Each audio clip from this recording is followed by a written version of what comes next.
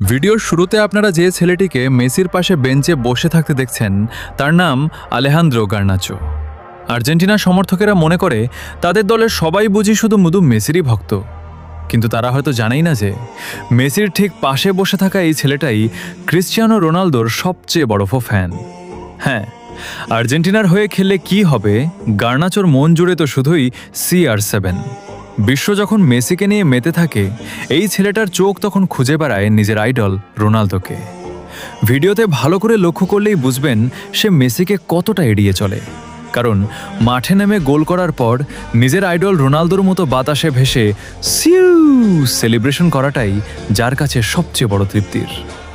Messi ফ্যানরা যতই নিজেদের সেরা ভাবুক না কেন, সত্য এটাই, আর্জেন্টিনা দলেও এমন কড়া এক রোনালদো ভক্ত বসে আছে যাকে মেসি 24 ঘন্টা চোখের সামনে রেখেও কোনোদিন নিজের ফ্যান বানাতে পারেনি।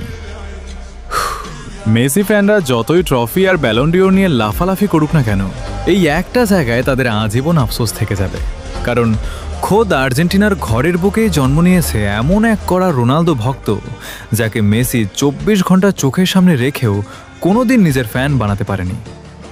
যতই হোক, বোসের আইডল তো বোসই হয়।